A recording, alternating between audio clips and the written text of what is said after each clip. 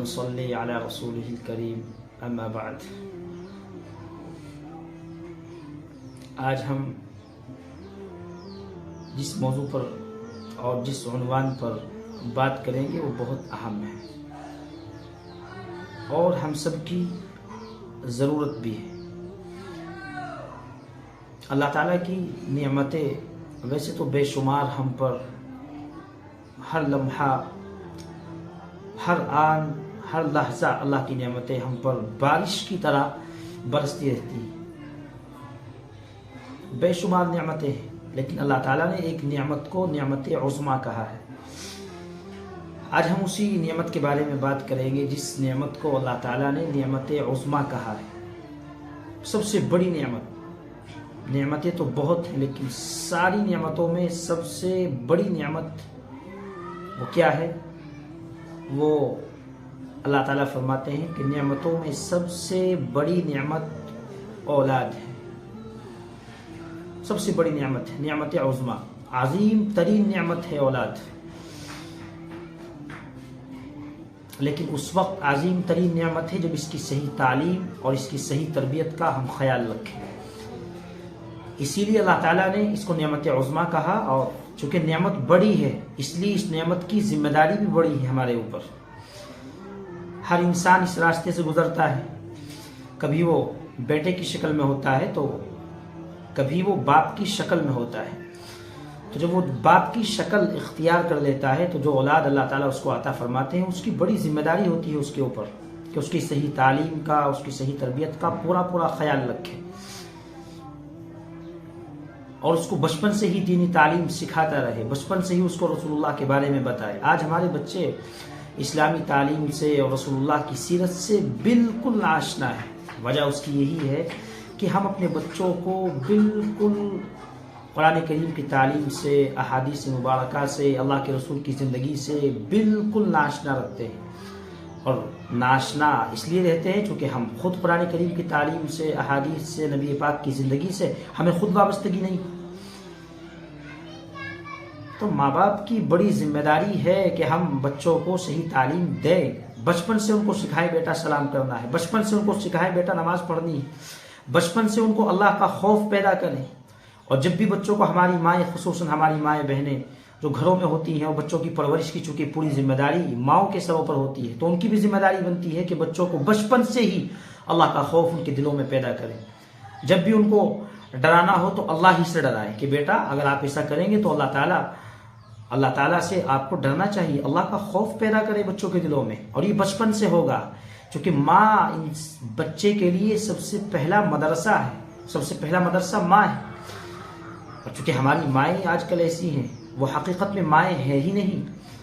بچہ سوتا رہے تو نماز کی کوئی تلقین مائیں نہیں کرتی، بچہ دین کے خلاف کوئی بھی کام کرتا رہے تو مائیں اس کو سمجھانے کی کوشش نہیں کرتی، باپ اس کو سمجھانے کی کوشش نہیں کرتا۔ اس کی ذمہ داری ہے باپ کی اور ماں کی بچوں کی صحیح تعلیم و تربیت کی۔ قرآن کریم میں اللہ تعالیٰ نے نماز کا تاکید کے ساتھ حکم دیا ہے، بہت سے مقامات پر قرآن کریم میں نماز کی اللہ تعالیٰ نے تلقین فرمائی ہے، لیکن ہمارے بچے آج نمازی نہیں ہیں۔ وجہ اس کی یہ ہے کہ بچپن سے ان کو نماز سکھائی نہیں جاتی۔ جب بچپن سے ان کو نماز نہیں سکھاتے تو پھر بڑے ہو کے نماز نہیں پڑھتے ہیں۔ اس لیے حدیث میں اللہ کے نبی علیہ الصلوۃ نے باقاعدہ حکم دیا ہے کہ 7 سال کی عمر جب ہو جائے بچے کی تو نماز کی اس کو تاکید کی جائے۔ جب یہی بچہ 10 سال کی عمر کو پہنچ جائے تو نماز نہ پڑھنے پر اس کی سرزنش کی جائے، اس کی پٹائی کی جائے، لیکن ایسی پٹائی جس سے اس کو کوئی جانی نقصان نہ ہو۔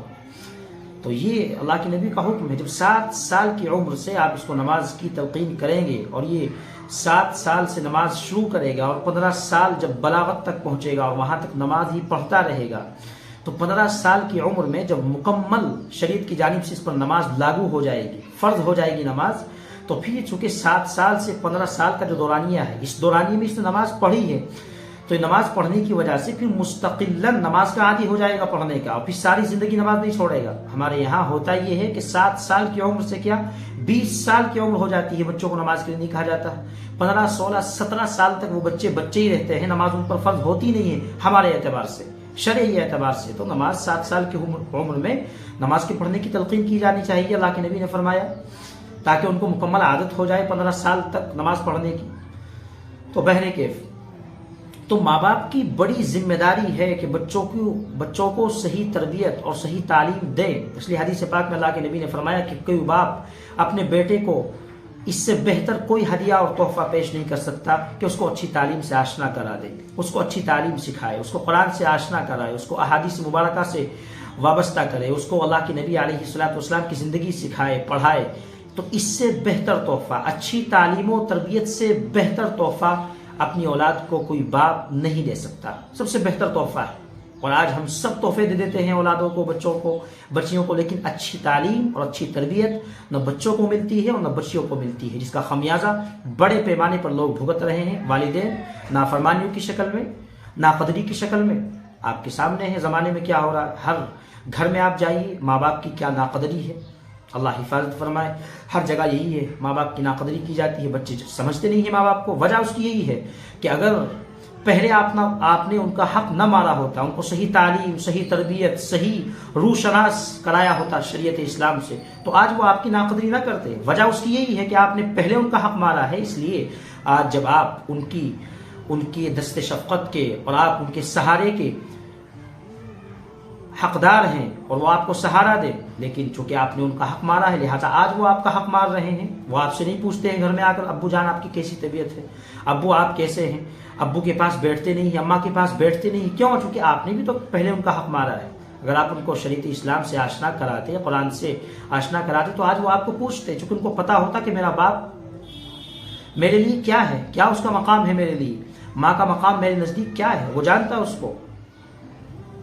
لیکن جب سکھایا نہیں تو وہ جانتا نہیں ہے. تو اس لیے اس پر میں آپ کو ایک حدیث بتاؤں گا انشاءاللہ، جس میں اللہ کے نبی علیہ الصلوۃ والسلام نے بتایا ہے کہ ماں باپ کی ذمہ داری کیا ہے اور اس کی ذمہ داری کے بارے میں پوچھا جائے گا. کلکم راعی وکلکم مسئول عن رعیتہ. اللہ کے نبی نے فرمایا کہ ہر ذمہ دار چرواہا ہے، ہر ذمہ دار چرواہا ہے، اور اس سے اس کی ذمہ داری کے بارے میں پوچھا جائے گا، اس کی رعایا کے بارے میں پوچھا جائے گا. اس لیے اگر اللہ تعالیٰ نے آپ کو 2 اولادیں یا 5 اولادیں عطا کی ہیں تو ان کی صحیح تعلیم و تربیت کے بارے میں قیامت میں اللہ تعالیٰ پوچھیں گے آپ سے کہ آپ نے ان کی صحیح تعلیم و تربیت کی ہے یا نہیں کی ہے. اللہ تعالیٰ اس کا سوال فرمائیں گے اور اس کا جواب دینا پڑے گا.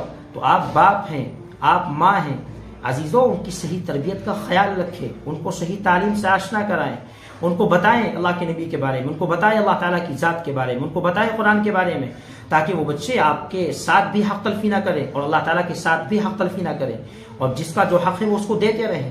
تو یہ ذمہ داری ماں باپ کے اوپر ہے اور اس ذمہ داری کے بارے میں پوچھا جائے گا قیامت میں. ایسے نہیں کہ آپ ایسی زندگی گزارتے رہیں اور آزادی کے ساتھ بچوں کو کچھ نہ سکھائیں، کچھ نہ پڑھائیں اور پھر اسی انداز میں آپ کی زندگی گزرتی رہے. قیامت میں پوچھا جائے گا. اگر یہ بچے قیامت میں کل اپنے اعمال بد کی بنیاد پر جہنم میں جائیں گے تو آپ کا بھی دامن پکڑیں گے قیامت میں. اللہ یہ میرے والد ہیں، یہ میرے والد ہیں، یہ میرے بڑے بھائی ہیں، ان سے بھی تو پوچھیے ذرا، میں تو بچہ تھا، مجھے معلوم نہیں تھا. لیکن دیکھیے انہوں نے کبھی مجھے اس بارے میں بتایا نہیں، نماز کی کبھی تلقین کی نہیں سختی کے ساتھ. تو پوری ذمہ داری بنتی ہے ہماری کہ اپنے بچوں کو صحیح تعلیم دیں، نماز کے لیے ان کو وقت پر کھڑا کریں. یہ ماں باپ کی ذمہ داری ہے. تو ماں باپ اپنے بچوں کی صحیح تعلیم و تربیت کا پورا خیال رکھیں. اللہ تعالی ہم سب کو اپنے بچوں کی صحیح تعلیم اور تربیت کا پورا لحاظ اور خیال رکھنے کی توفیق نصیب فرمائے.